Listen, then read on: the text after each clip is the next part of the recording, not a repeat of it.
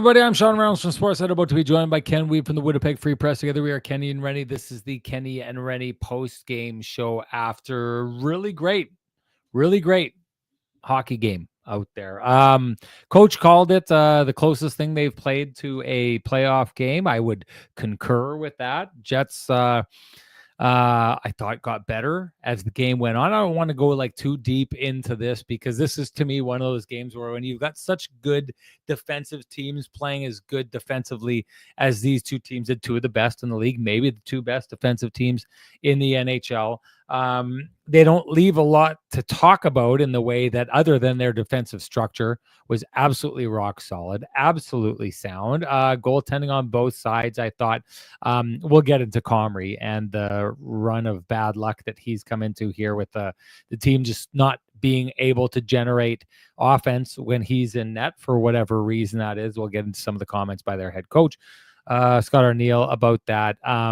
But I'll say this, both teams, I don't think, left their goaltenders in a situation where either of them really needed to be tested that bad. I mean, I thought the Jets did a really good job of creating, the shooting lanes that they allowed were from way low angle shots. There was a number of shots Comrie faced in that game that were dump ins from outside the blue line. You always know you're just padding your goalie's stats when you do those kind of things. I'll say this, I thought the game started out, I thought LA was the better team to start. But if you're the Winnipeg Jets, based on the starts that they've had this year, it's not that bad of a start. I mean, I don't think they arrived late like they have in a lot of games.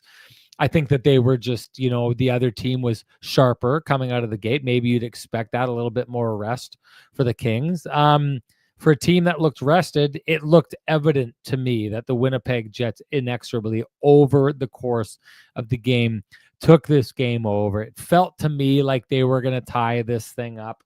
My thoughts on overtime. Like, it's a meaningless to me if a team walks away outside of the idea that there's going to be teams that make the playoffs and don't make the playoffs based on what they do in overtime. I'm looking, as I said time and time again, at the Jets and trying to find signs of how deep they can go in the playoffs. And 3-on-3 is a contest that does not make its way into the playoffs. So to me, I don't look at this game. I don't think the Winnipeg Jets lost this game. It's the same way I look at overtime games all the time, especially with teams that are like padded enough that they're going to make the playoffs, right? So I don't look at this as the Jets losing that game. 3-on-3 is meaningless to me. That's a double-edged sword. Because the Winnipeg Jets got a lot of wins to start off this year in overtime and are in a good position. They're in first place because of how they performed in overtime to start out the season. But regardless, like, to me, that game is a draw.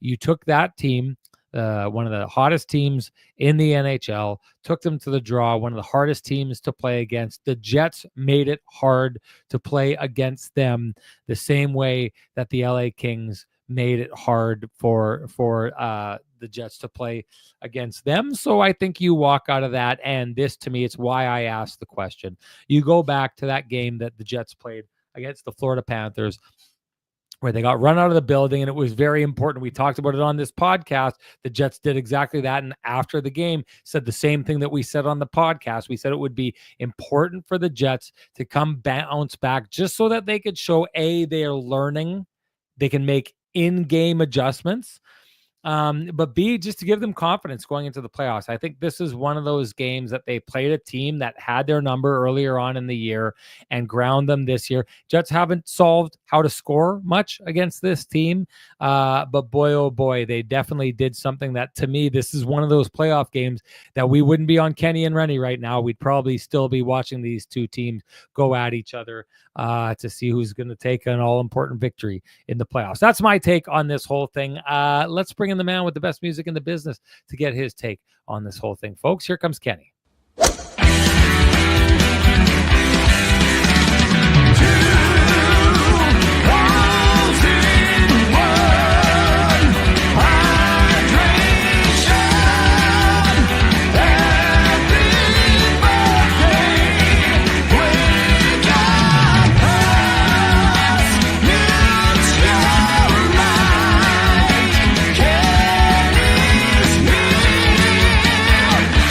Whoa.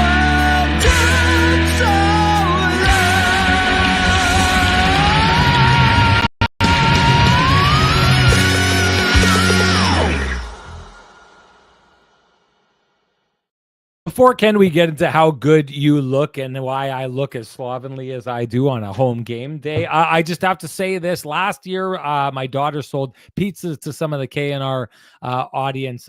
My younger daughter is doing that again this year. There was a lot of people who were interested, a lot of people who asked me to kind of announce it. So we've got a weekend to gather pizza options here. So just like a lot of you have won the lamplighter, a lot of you have won the keg, you know what to do. Get a hold of me, direct message me if you want some pizzas. I'll send you the sheet that you can order off of, and we'll take care of it. And then myself and my daughter will make a personal pizza delivery to your door when it is time. We so much appreciate the support that we got from everyone out there last year, and would so love any support that we were to get from the podcast crowd this year. Ken, we love the support that we get from our audience towards Vittorio Rossi, but of course they do. It's so easy to support them because they make people look just like you look right now. The texture on that tie, Ken, that is banging. You look great.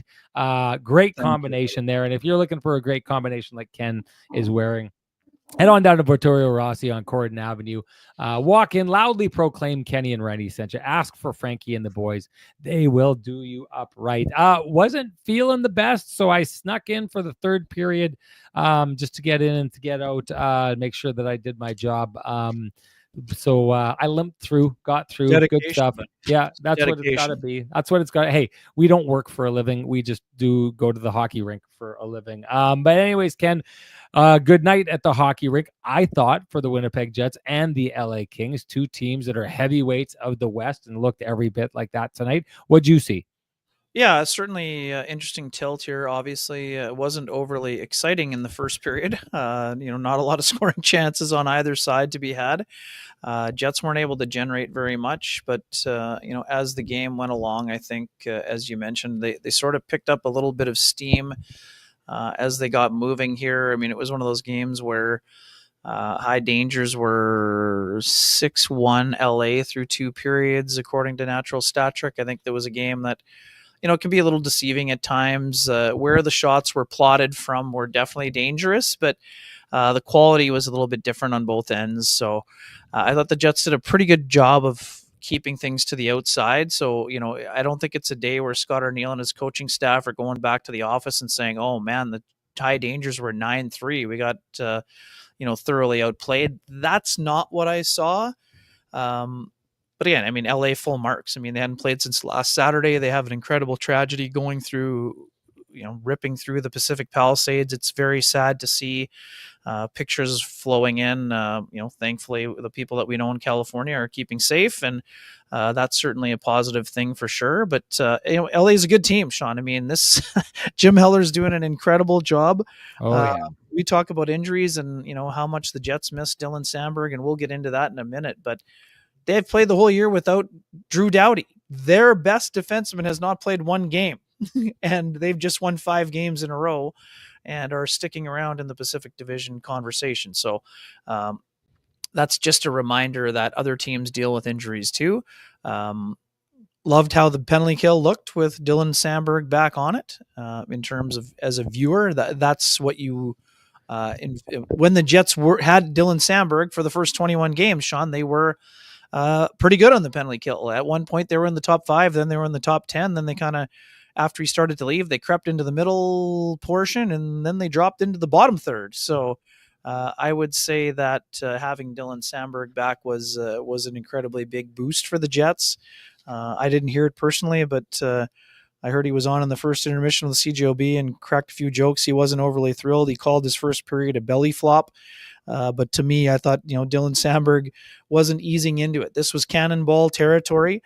Scott Arniel likes to say the water's running very quickly downhill at this stage of the year in the second half.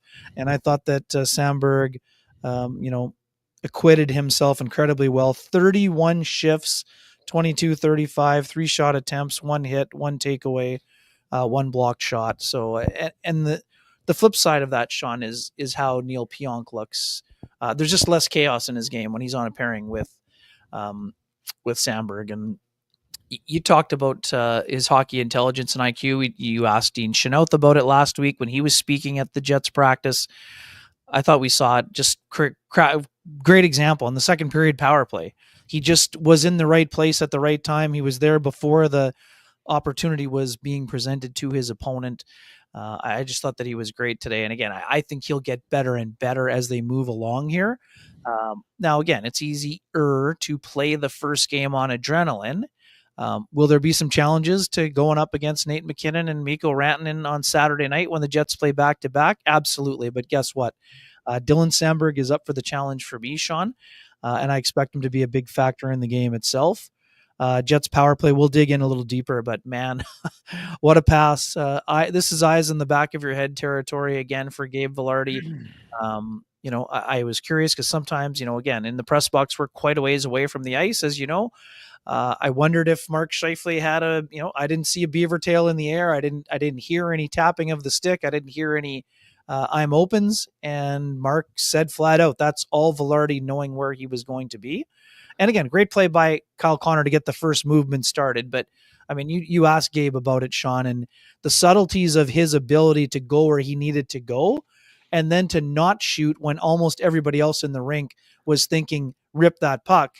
Rather than rip it into a shin pad or into the glove, he goes to the most dangerous player on the ice, and Mark is staring at a wide open net. So to me, that's a classic example. We talked about the importance of the Jets power play, especially when maybe they weren't at their very best in terms of offensive generation.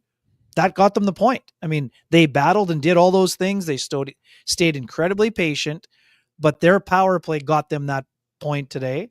And that's one of the reasons that, they got that game to overtime. And again, I mean, they had two great chances in overtime. Kyle Connor has two great chances. They tried for a line change. Kings were able to complete the line change. It was not too many men. Scott O'Neill was very adamant about that after the game. And, the Jets, lose out on the bonus point. But to me, a lot of things that were positive in that game. Again, do they need to generate more against teams that are stifling defensively? For sure. But it's more important what you don't give up rather than cheating for offense to maybe get one or two bonus scoring chances for me. Good old fashioned Kenny trip to the buffet. Lots of different directions to go from there. I'd like to talk about the Vilardi thing. Eyes in the back of the head, no doubt. The ability to get that pass to a guy's stick where it's supposed to go is something. And I don't see him, Ken. I do not see him look back in that play towards Mark Scheifele. And if you notice too, he tried to pass it off as being all Kyle Connor. But if you notice what happens before that play, the Jets do such a good job of this on the power play. The defenders who are trying to stop Kyle Connor, their backs are turned to Gabe Vilardi. So what Gabe Vilardi does is right before he receives that pass, he's right down in front of the goaltender and he pops out to the high slot. And what that does is all the guys who are defending with their backs to Gabe Vilardi think that they're shutting down a passing lane. That's not the passing lane anymore. He's changed the passing lane. So as Kyle Connor goes this direction, Gabe Vilardi comes back in this direction, and it completely and rapidly changes the passing lane. That's why Kyle Connor is able to get it through. So it's brilliance on Gabe Vilardi to do that in the first place. And then to continue it on, you have to give credit to the coaching staff, because Scott O'Neill said it after the game. This was something that they knew the LA Kings like to be aggressive and they like to overload. So what they were doing is it's a two-step pass right there, Ken. They are starting out and they are trying to get it to Mark Scheifele. Just what they're doing is they're taking the two aggressive guys trying to shut down Kyle Connor, and then the puck gets in, and the way that LA works is they say, okay, now we shut it down so that he can't get this shot. Although I think Gabe Vilardi would have got a really good shot there in the first place. And that's why Kemper totally bites on the shot. That's why the defender completely tries to get in front and maybe start boxing Vilardi out after the shot. And instead he moves it over. But it's just, they caught LA being aggressive. And if you want to see the opposite side of that, the Jets PK was so aggressive today, but came nowhere near close to getting caught the way that the LA Kings power play did. You are 100% right, Ken, with the 3 killed penalties there and the 1 power play goal. This was the Jets have a point right now because of their special teams, and Gabe Vilardi is such a huge part of what makes that power play tick. Yeah, it's just impressive. And I didn't think the Jets generated particularly much on the first power play. Yes, there was an Ehlers chance that he didn't really get all of it on, but That second chance was just great movement. Like, just again, I think it was 4 of the 5 guys touched it, if not the 5th. Great movement and just smart. Like, the unison that they show is very impressive, and it's so interesting. I mean, the ability to create different looks and different options with their ability to move and interchange. Sean, we talked about it for years, how if the Jets want to be effective on the power play, like Tampa, like Washington, you needed the movement. You're not just in a stationary, static position where you're only in one spot on the ice. You hope you get a one-timer. No, these guys are moving around, causing turmoil and chaos, and especially against a team like the Kings that is ultra aggressive on the penalty kill. If you have 2 precise passes, you create either a 2-on-1 situation or a wide open net, essentially. So that was very impressive. And again, the power play had to come through in the game, like where offense was tough to come by.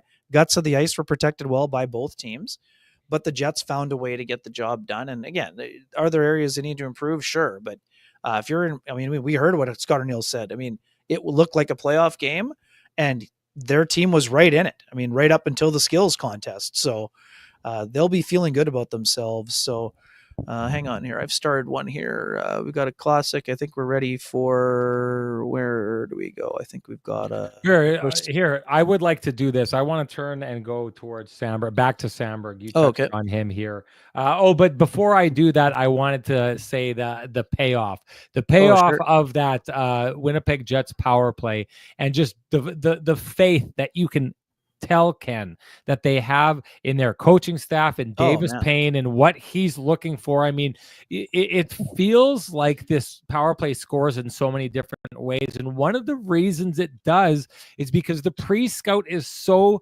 strong by Davis Payne and the Winnipeg Jets staff that their power play, which can go in so many different directions, right? It's why it's dangerous. Nikolai Ehlers can score. He can pass. Gabe Vilardi can score. He showed us he can pass here tonight. Mark Scheifele, we know, can score and pass. Kyle Connor, we know, can score and pass, and we know that just at the top of the entire power play there, Josh Morrissey has been phenomenal all year. This just really is a good job of the Jets finding the weakness before the game in the penalty kill of their opposition, and just coaching their players where the weaknesses are going to be. And it pays off time and time again that the Winnipeg Jets listen to that and are so coachable. It is why they are the best power play in the NHL, and no doubt it pays off for them. And if you're looking to pay off high interest credit cards or debt, we suggest you go talk to our friends at Cambrian Credit Union about their payoff loan. They can show you how taking out a loan to pay off your debt actually gets you debt free faster, and you can save thousands of dollars.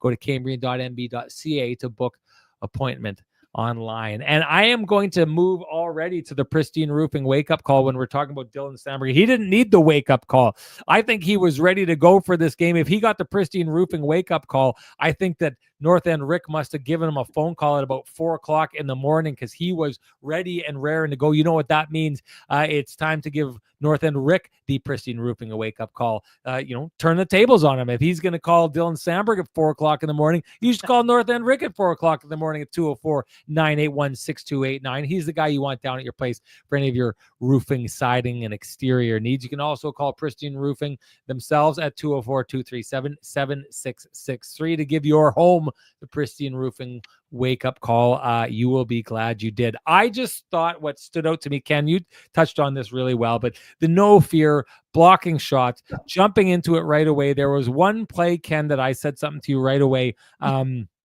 It was before a save that you thought was maybe going to be keg save of the game candidate, but the puck had just gone down the ice. The Jets had a chance. Right before that, it was just the puck got dumped into Dylan Samberg's corner. He had pressure on his left shoulder, scooped up the puck on the boards, turned to his right, shook that player, and it was Quentin Byfield, of all players, a 6'5" big guy, shakes a big guy, moves it up ice, passes the puck. It's done. It's out of the zone. It's that easy. It's that simple. And it just kind of goes to show you, Ken, we've had all these debates and people get all fired up, and I understand it, but people get fired up about Logan Stanley and Ville Heinola, and to a degree, Colin Miller, kind of all over the place. But I do think what Dylan Samberg showed in coming back here is he just walks out and casually puts up the kind of game that all those players that we're talking about have been trying to chase that mark and usually don't get there, right? Like, I've liked Dylan Coghlan. I think Fleury is, of all those players, is kind of leading the pack for, who should be making up that third pairing with the group that you have right now.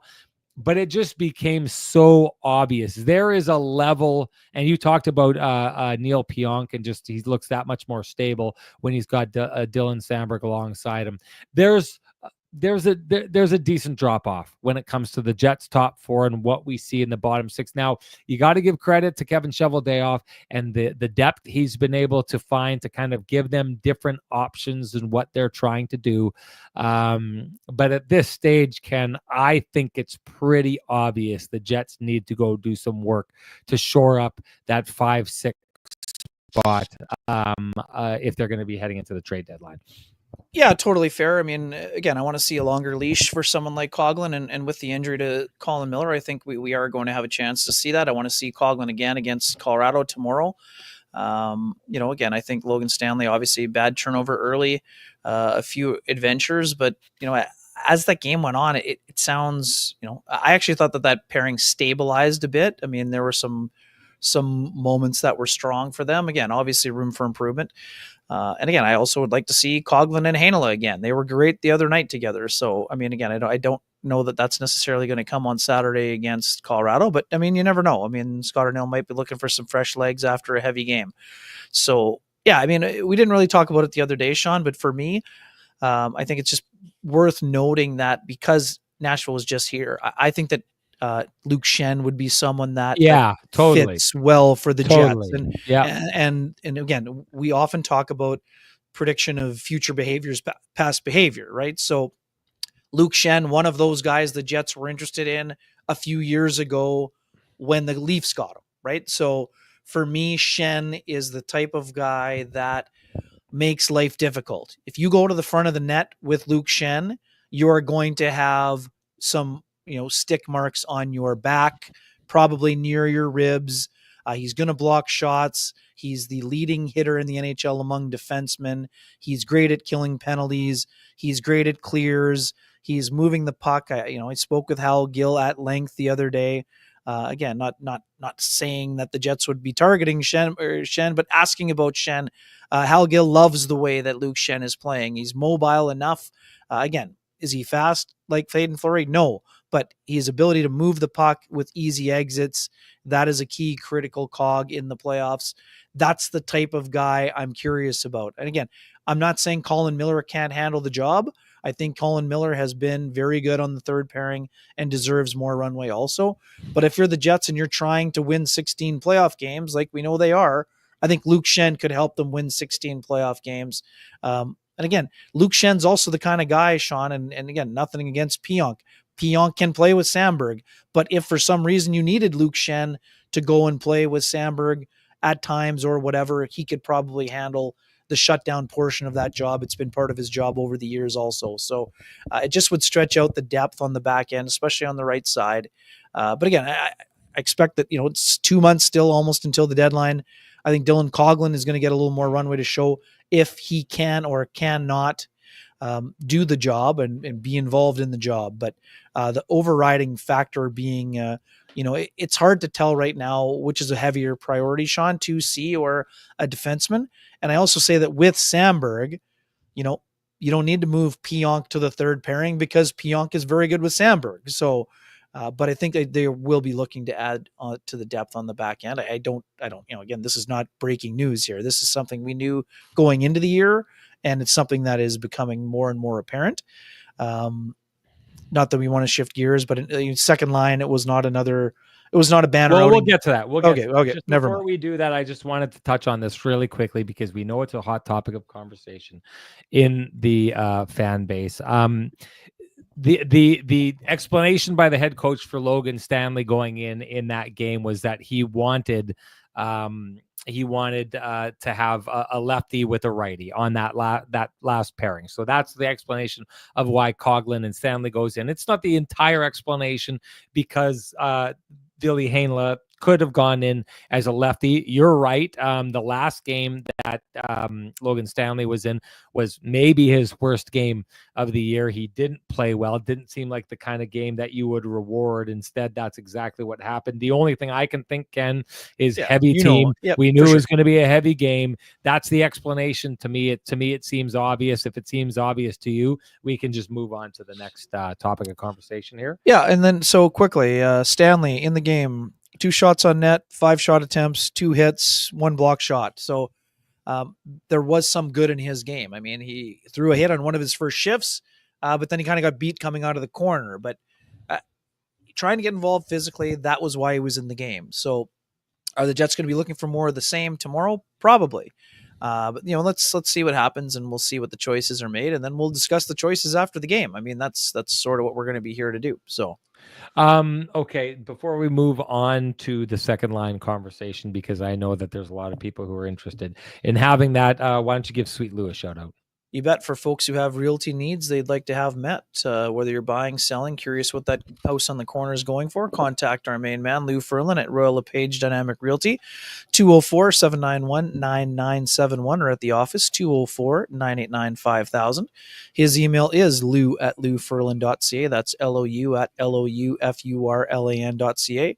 Lou Ferlin, excellent realtor, excellent human being, and excellent supporter of our fine community, including our podcast. So just before we move on to that second line, I wanted to talk about Schenn just quickly. I think you're 100% right. I think he's exactly what the Jets need on the back end. If you think about Nichushkin last year and the back end that we have right now, they couldn't stop him.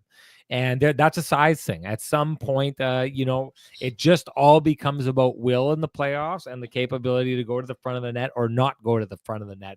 Teams that don't let teams get to the front of the net often win, and it's as simple as that. I've talked about this. If you go back to it, the only team in the last number of years that has won a cup that I thought just did not necessarily be that team that just wouldn't let you get there was the Colorado Avalanche. But the Colorado Avalanche did it because their D was just so mobile that you just couldn't get the puck from that team and get enough possession. But you go back before that, the Red Wings the Tampa Bay Lightning using Schenn, using guys like Bogosian, did Savard. exactly that. The Montreal Canadiens get to the Cup final being exactly that.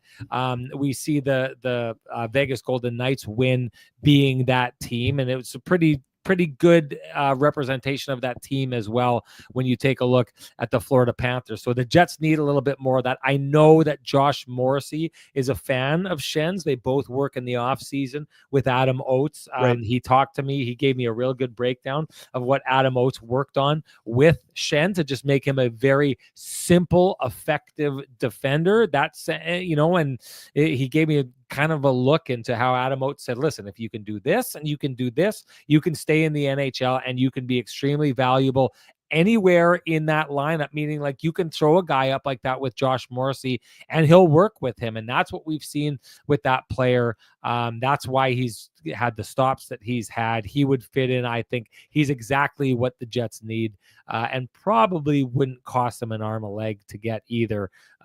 Great pickup if that were to be that. Okay, let's get and one more year in his deal. So you have that size for the 2-year of the deal, right? Yeah, so they need it. Okay, so people are talking. I don't know if we want to get second line in general. Sparky here says, hey, it's time to dissect what 91 Where's Waldo brings. There's a lot of people out here who don't seem overly happy with where and I don't know. I don't know if this is me talking in the past on the podcast, and that's why people are going specifically in that direction. I think there's some people who are defending. Someone had said there, he points more towards Nemesnikov.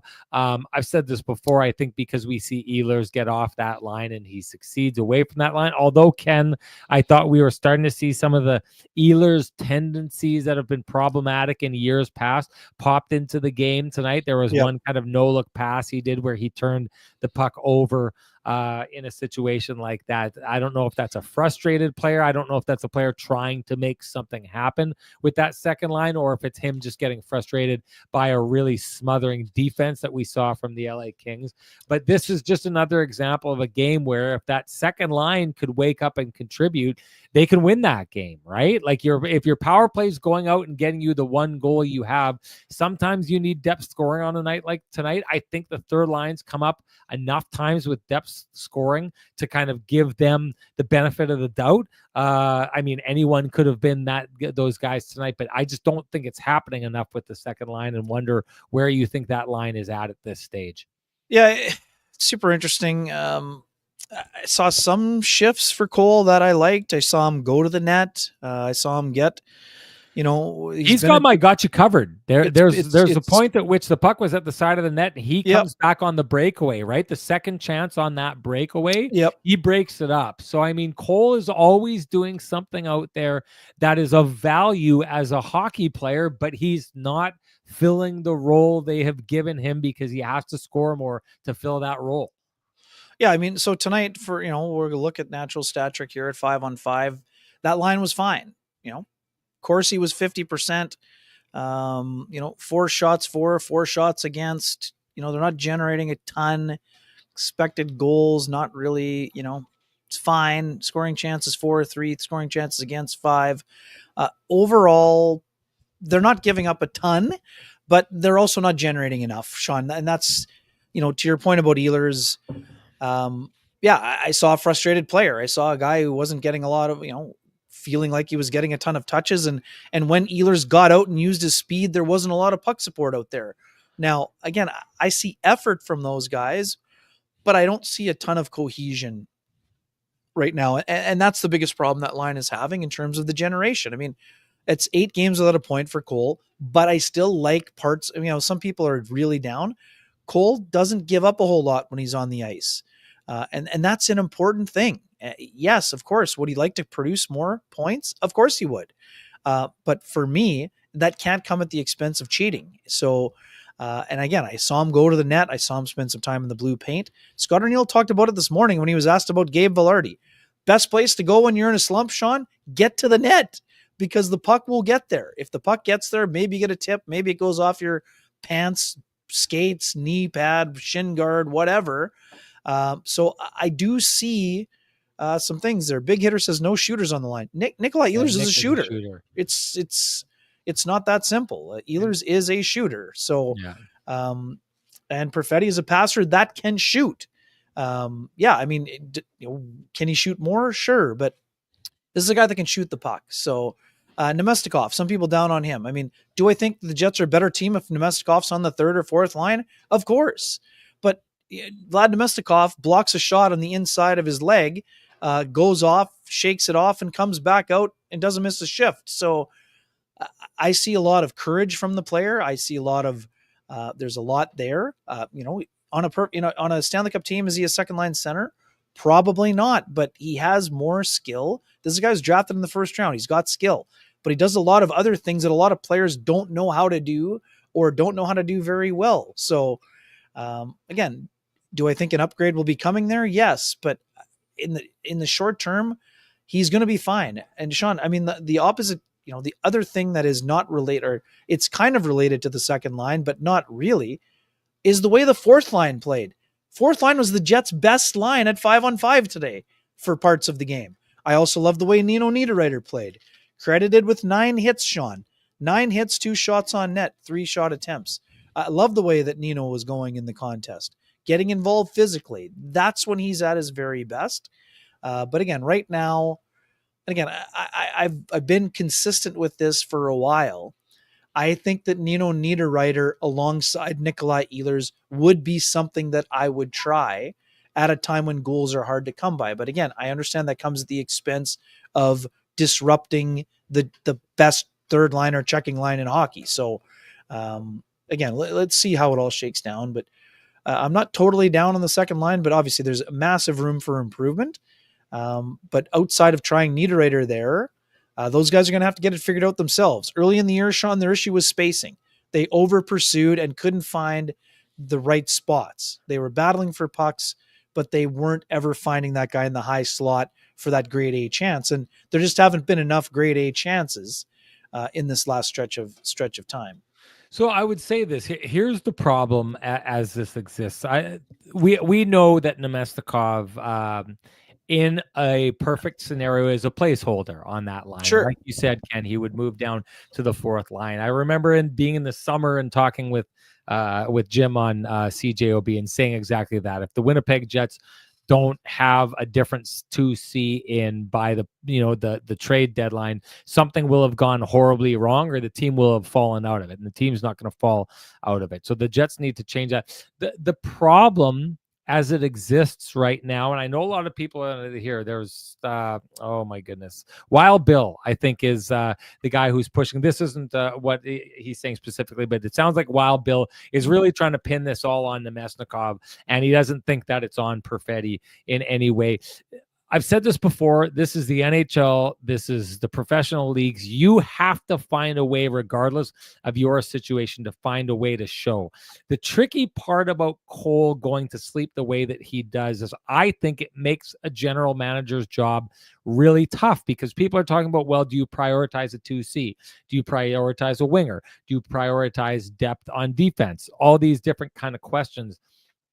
You would like to think that the Winnipeg Jets could go out and maybe Big Hitter or Wild Bill, it's one of those two, is entirely right. Maybe they go out and they find a 2C and they bring him in, and now all of a sudden Cole becomes the consistent player everyone has been wanting him to become, and he doesn't disappear for large swaths of the time, and he continues that defensive kind of acumen that Ken's talking about, but starts putting the puck in the net, starts creating, and starts doing all these things, and that would be great. And it's almost, Ken, like maybe that's exactly what Kevin Cheveldayoff did last year when he went out and he got Sean Monahan, and he got him early. Because maybe what he wanted to see was, do I need more than just Sean Monahan in my top six? What they ended up deciding was they did, and that's why they went out and they got Tyler Toffoli. Now, I know people got really upset, and I know there were people who were screaming and really upset that Cole Perfetti got pulled out of the lineup, and they tried to hang that and hold that up as a reason that the Jets were bad with their young players and all these different kind of things.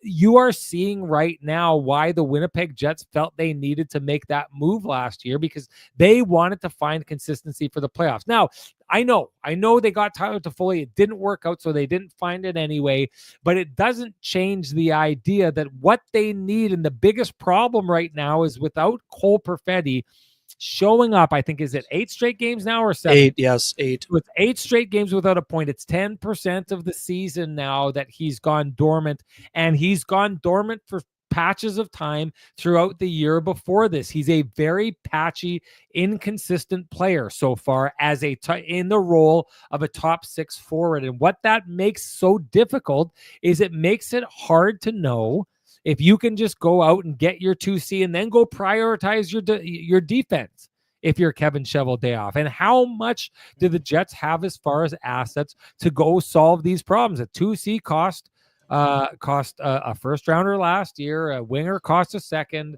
I think if you want to upgrade to the degree you need to upgrade on defense, you have to send more assets out the window than they did last year to get Colin Miller. And that's the problem right now. If Cole Perfetti was going out and he was playing unbelievably, and then you could look and you could say the issue is all Vladislav Nemestikov. You just got to change out that 2C and everything is going to be fine. There's no reason to think everything is going to be fine if you just go out and get a 2C. It looks like you need major surgery on your second line, and that's the issue. That's the problem. That's, if I'm Cole Perfetti, I'm looking at this and saying, I'm leaving myself vulnerable and exposed in this situation because I'm putting myself in a spot where my team may think that I need to be replaced for the playoffs again. Halfway through the season, there's runway for him to correct this. But to me, this is playing out the same as it did last year. And if you're a GM, you have to approach it as though you need to go address that situation, because you can't have a top 6 player who disappears for this wide of swaths as often as Cole Perfetti does and think that that is just going to suddenly disappear come playoff time. It only gets harder in the playoffs It's probably going to get more difficult to score in the playoffs for someone like Cole Perfetti. You should not be expecting that it's going to get better. He's got to fix this. He's got to start producing, and he needs to do it soon, Ken. Yeah, I mean, there's still half a season to go, but I mean, I do think there's enough runway.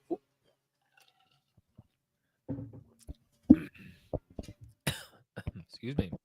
Got so excited there that I knocked the mic. Excitement's a good thing. Right. Yeah, buddy. Yeah. Again, I think there's plenty of ample runway for Cole to get it sorted out on the offensive side. I mean, this is a guy who, can, but is there? Because you've got how many games? Is it 18 games after the trade deadline? So you're right. He's got until he has a quarter season to get it. No, he has a quarter of a season to figure it out before they have to decide. It's not half season. It's a quarter season. You're right. Well, if they want to be sure, yes. I mean, if they want, and that they need to be. That's my point. They need to be sure. Right. So he's got a quarter season in a week, but yes, and that's that the sands in the hourglass will be running quickly, Sean. I'm not disputing that at all. We're going to go all days of our lives on us for a second there. Yes, indeed. Yes, Bo and Hope. Back to somebody had said Bo Horvat. I had Bo and Hope in my head there briefly. So, anyways, so I mean, again, now you also have to weigh the other side. Last year, the Jets made the preemptive strike for Sean Monahan. So, do you make the move for the center first and see if that has an impact on Ehlers and Perfetti before you decide if that's the other issue that you want to get sorted out here? And again, all of a sudden it's 3 issues. That is a lot of assets, right? And then some of those assets you're getting in, if you're the Jets, have to be guys with term. Some guys you only want them to be on an expiring contract, like Toffoli, like Monahan. But eventually you're going to run out of, the cupboards are going to be bare in terms of dumping out assets to get the type of players that the Jets are going to try to bring in to put them over the top, right? So there is a balance there. But I also think that we've talked about this, Sean, and maybe we should get into it a little bit further. The Jets' best chance, this is year 1 of the 7-year deals for Connor Hellebuck and Mark Scheifele, obviously paying big dividends last year and in the last year of their deal, this year in year 1.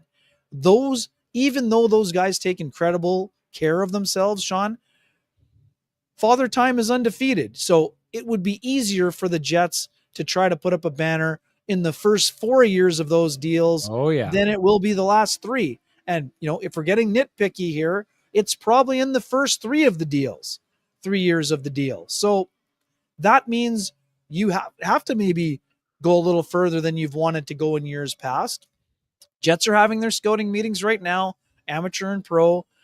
They will be discussing all of these things. And yeah, Sean, they have to be discussing whether or not they want to consider pursuing another top 6 forward to go along with the center and a defenseman that are probably already on the wish list. So, yeah, to me, it's funny. We talk about consistency. The Winnipeg Jets, their roster is basically the same as it was last year before they addressed it going into the trade deadline, outside of Brendan Dillon being gone. To me, it's the exact same needs. To me, I see them doing the exact same things, right? I see them going out trying to find defensive depth. I see them going out and trying to find a 2C.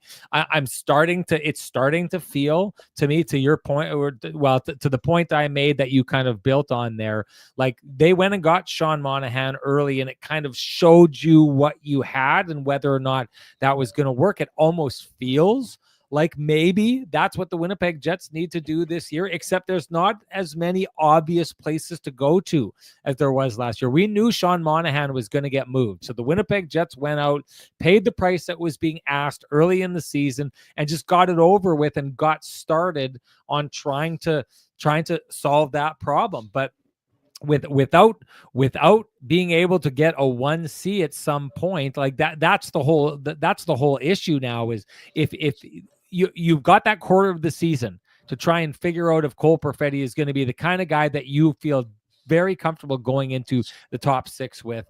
And it would be easier to figure that out if you had that centerman there. Jets don't have it right now. I think that you and I've had this conversation off camera. It's a little too complicated to get into right now, but for the most part, this is a different year than last year. Last year, there were very obvious places to go and players being moved. It's not as obvious this year. It's a little more cluttered. There's more teams. Take a look in the East. Everybody's in it right now. It's not so easy to find those teams that are willing to sell. And there was a great conversation between Hustler and Dave Pagnotta today out of Calgary, where it's like Calgary's in this situation where they don't need to worry about it right now. They're in the hunt. So let's stay in the hunt and not fall out of the hunt. So if you want this guy, well, we're in the hunt. We don't really know right now. So the price is really high. So the Jets right now, I think there would be a premium cost to pay to solve this problem early, like they did last year with Sean Monahan. So it's going to be one of these down to the wire things. The competition is going to be high. We know the Jets don't like giving up too much in the way of assets, and they gave up a lot last year. It may be that much more of an expensive market this year. So someone had said, I think it was Craig Zamzow, no acquisition cost for Jonathan Toews. To me, this is that, like, this would be, the stars aligning for the Winnipeg Jets if they could get Jonathan Toews into that situation there. But that one we know has a whole bunch of, what ifs and maybes and all that kind of stuff. It's far from super solid. The Jets, I think, it's going to be a tricky 2 months here until we get into final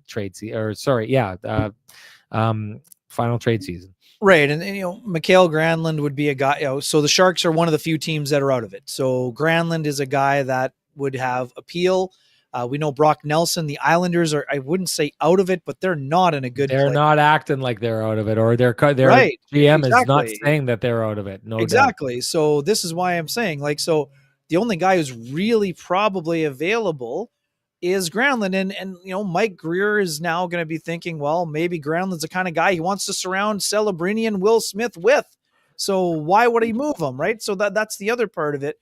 But again, I did a lot of work on Granlund the last few days, spoke to a lot of people who know him. And for me, I wasn't sure, but I mean, this is a guy, has skill, but he also has a high motor. He's not a big, strong guy, but he plays incredibly hard. So worth considering. But again, is it a slam dunk like Monahan was?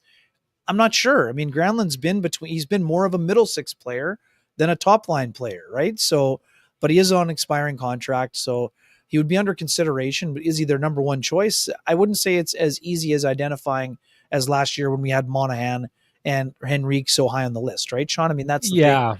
No. And because there's more teams, it's so cluttered, especially in the East, but also around the West. A lot of teams don't want to sell yet, and some of them may not want to sell at all, which is also going to complicate matters. So everyone's saying, yeah, do it a month early. That's the best way to do it. Yeah, doing it a month early is the best way to do it. It also costs the most, right? So that's the other part of that discussion. Anyways, it's going to be absolutely interesting. And again, if there's any movement on Toews in the next couple of weeks, but again, because there's no playbook for long COVID, it's hard to know how a player will react after almost 2 years away from the game. Again, I would not bet against Jonathan Toews as someone who was there in Vancouver when he was drafted 3rd overall. But there are some question marks about how his body's going to react, down the stretch into the playoffs. But this guy's a winner. So to me, it would be worth the risk. I see almost very little risk, but I mean, the trade market is going to be convoluted and difficult, and a lot of teams are going to be in the market. So that's only going to drive the prices up, so that the game of chicken will be ever so interesting. And a lot of teams have the same needs, Sean, but not all the teams have the same cap space. And that's going to be the complicated part of it for a bunch of teams. Yeah, one of the things that I'd like to touch on just quickly is a lot of teams right now, like you took a look at Vancouver, people are sending me trade proposals for Pettersson.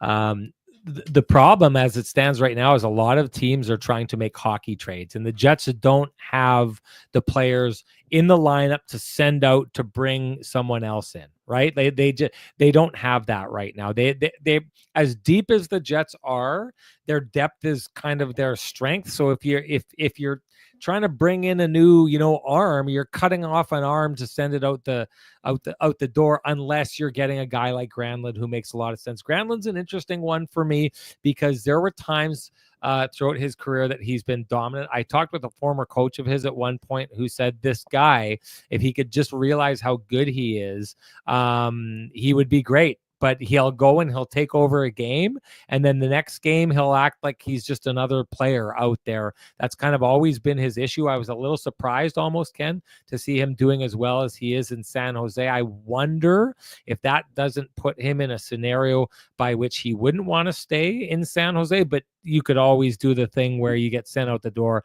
and say, hey, if it still works out, come back in the summer and we'll re-sign you. I do think it's a little bit tricky, even with a team like San Jose. They like the steps they've taken this year. This is the other thing. The teams that are low and trying to make their way up, Chicago doesn't want to be as bad as they are. They clearly tried to make moves, right? So they don't want to pare down too much, because if you just take a big step backwards by losing a bunch of players, you never get out of that perpetual losing scenario. You may get a little bit more of how we've seen Seattle so far, where Seattle just likes to say, you know what, we're good. We're going to keep these guys together. We're going to see what we can do with everyone next year. It feels like it's shaping up to be a tough year. And like I've said in the past, it feels like it's going to be more of a seller's market than it's going to be a buyer's market to me. And that could be problematic for the Winnipeg Jets, who want to go all in. I think they are going to go all in. I just think it may cost more than it has in the past. And I also think the Jets are getting thin on resources in doing that. So they got to be careful. Regardless, Ken, let's get to our Johnson Group Got You Covered play of the game. I already gave mine. What's yours?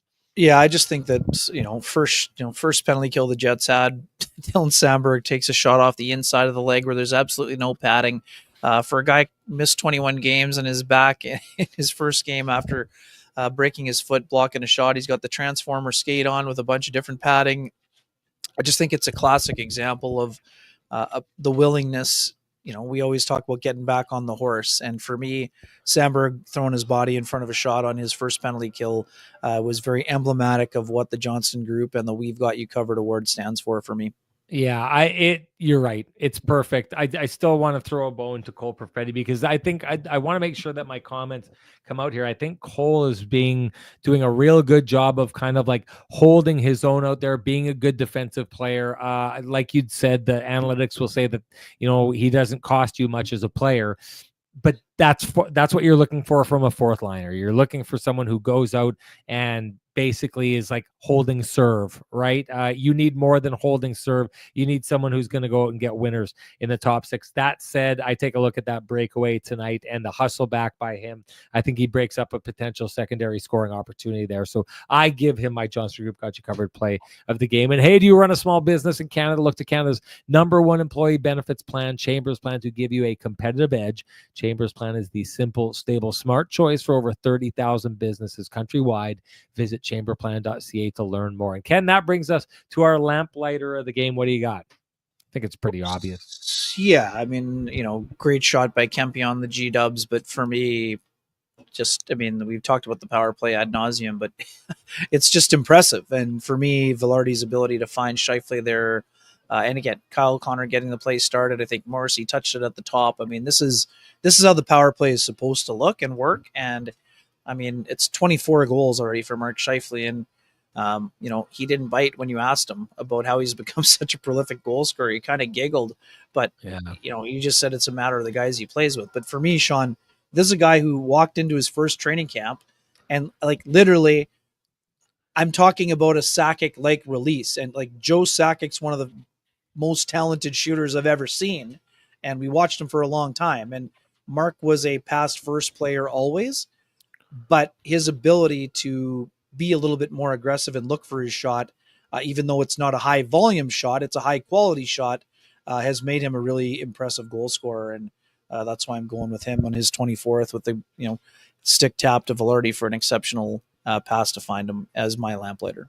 Yeah, no doubt it. I'm right with you. And of course, that means that it doesn't really matter what we think. It matters what you think. Not a lot for you to choose from, but if you want to go in a different direction, do that. All you got to do is share with us your hashtag TCB Lamplighter, and you are automatically entered to win a frosty, delicious 8-pack of Lamplighter Amber Ale brought to you by our friends at TransCanada Brewing Company. If you cannot wait for Kenny and Renny to gift you your frosty, delicious 8-pack, you know what to do. They've got plenty of them down at their tap room at 11290 Kenniston, where they also have great beers, great food, great staff, and a great atmosphere. So go check it out. And that brings us to our Lampy winner from the last game, and that would be FRW 1982. FRW 1982. You know what to do. Direct message me at SN Sean Reynolds. Send me your full name. Send me an email. I will send you a voucher for a frosty, delicious 8-pack of Lamplighter Amber Ale brought to you by our friends at TransCanada Brewing Company. It is the nectar of the gods.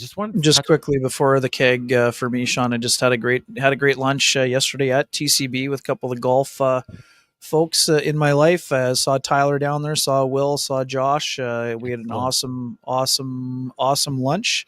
And I think they got a little special going on the old Flying Otter right now for the folks who also are into the Flying Otter. We know that they've been moving that one like crazy. Moved that one like crazy.